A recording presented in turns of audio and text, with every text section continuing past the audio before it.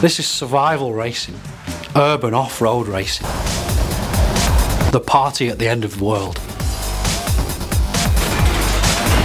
This is as rough and rugged as any previous Motorstorm, if not more so.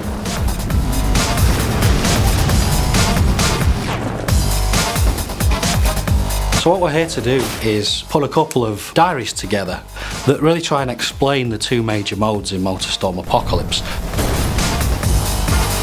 Festival mode is the main single-player campaign in Motorstorm Apocalypse. You'll race amongst buildings which are falling down around you, on the beaches, down in tunnels, in the sewers.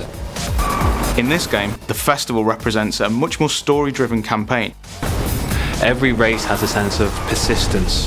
You go from track to track, and whatever happens in the last race will follow over into the next race. What we've got in Festival are 3 different difficulty levels. They're each driven by a different character. A rookie character, a guy we call the pro, and Big Dog, the veteran. And you race as every character. You don't pick one of them. We've created much more accessible races in the start, and then much more challenging races at the end for the hardcore.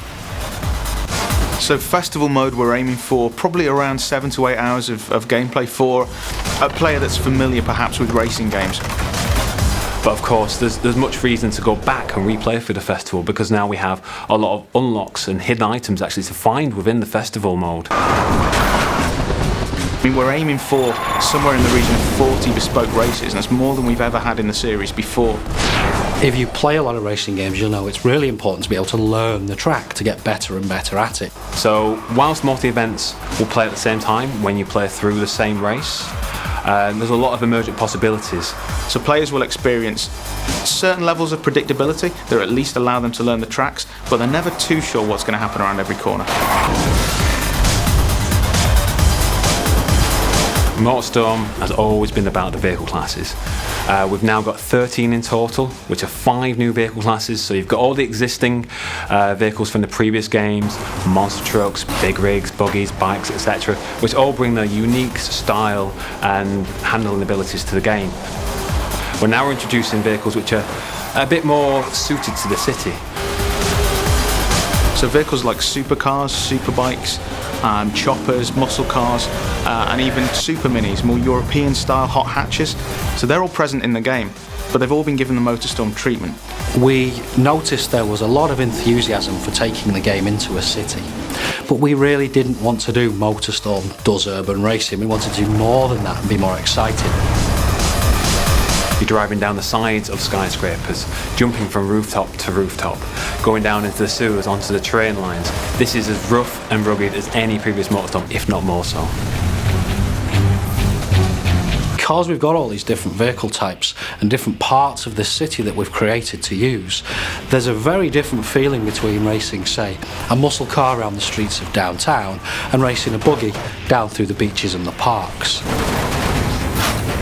We made a very deliberate choice to give the player, or hand-pick the player, a vehicle for every race within the festival. And the reason being is that we can then tailor the grids, the AI that you're playing against, around that vehicle choice. For example, one of the races may feature the player on the bike, but then every other AI competitor has a big rig, and their objective is to just take you out. So you have to survive this race more than anything else. We've been somewhat famous, I think, in gaming circles for our soundtrack. This time around, we've gone for a completely different approach. We've got one of the world's leading movie composers, Klaus Badelt, who, for example, did the Pirates of the Caribbean soundtrack. And he's created 4 amazing pieces of music.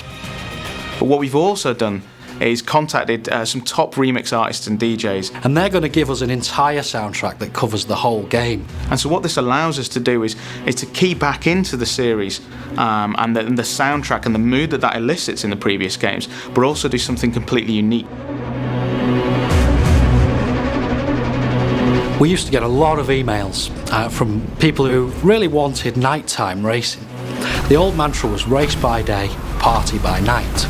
The truth of the matter was a little bit more mundane, and that was it was actually quite difficult to develop night races with the technology we had. And what we've decided to do this time around is make sure that it's race and party, day and night. And we're never going to race kind of in the middle of the night, because we found it just isn't particularly enjoyable.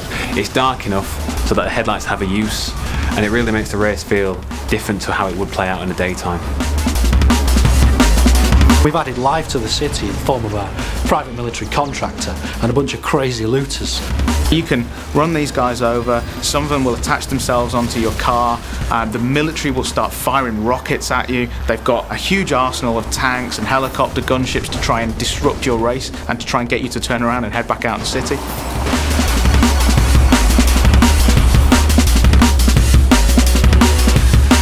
When you play the game, it feels different. It feels like no type of off-road racing experience you've had and no type of urban racing experience that you've had before. They kind of come together really nicely to offer a whole fresh take on this type of experience.